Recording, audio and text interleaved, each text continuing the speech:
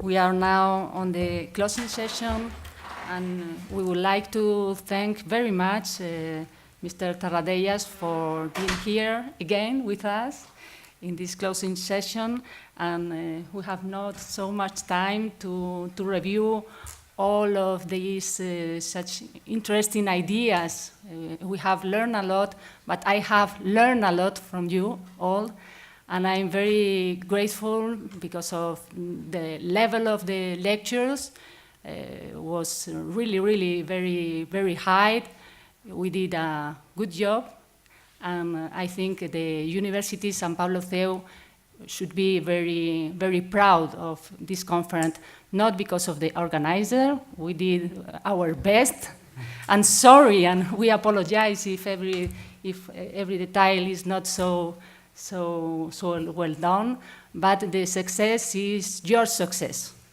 Your effort, your support during these 2 years, and in these 2 days of the conference, most of you are invited to chair, to give your lecture, and we have also learned a lot from your expertise.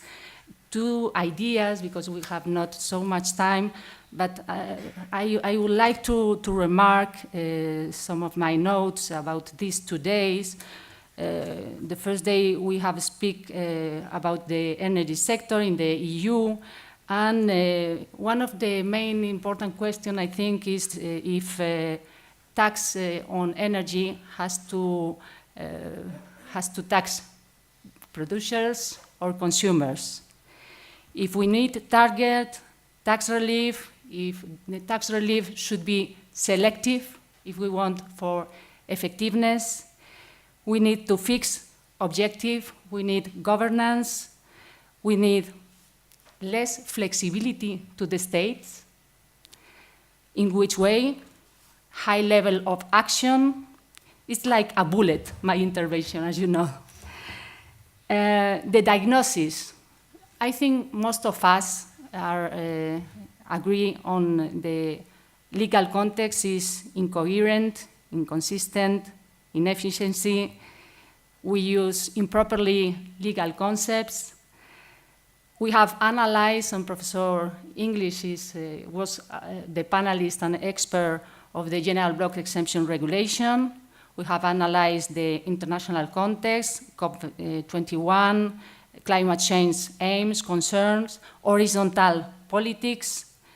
We have learned a lot about the role of the polluter pays principles, and especially precautionary one, about the role of the proportionality principle.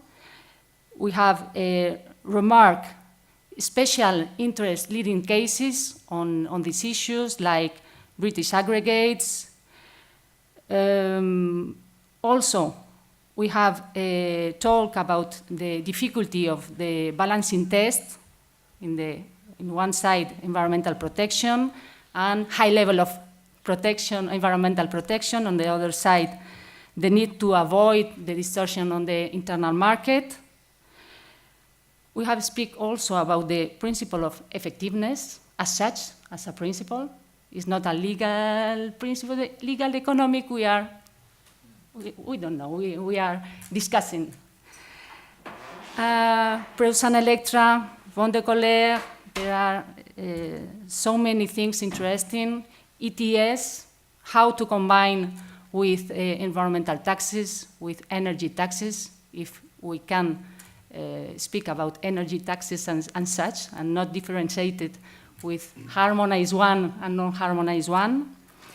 We have done an interesting critical analysis from the point of view of the competitiveness and environmental protection objective.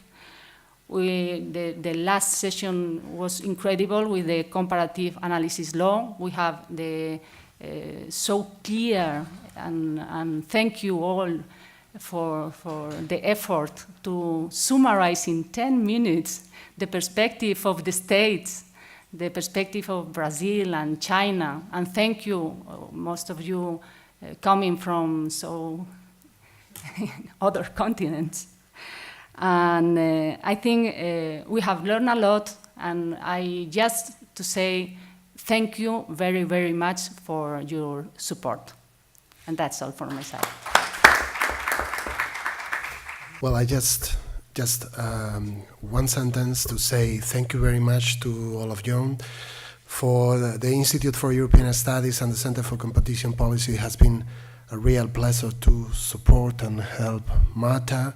I think Marta is not only the director of the project, but she is, and you have appreciated, she's the heart of the project and the engine of the project. Is a lively heart and I would say a very powerful engine of the project. So just a word to say thank you very much. It has been a pleasure to help you and support you during these 2 years. My first words are words of gratitude, words of thanks to the CEU San Pablo and to all the participants in this very interesting conference that I think it comes at the right time, and I will say it as well, at the right moment. Here in Europe we need a bit of a reflection on how the fiscal tool is used to achieve the 3 objectives of the European energy policy, which are not just European objectives, I think are even global objectives, which will be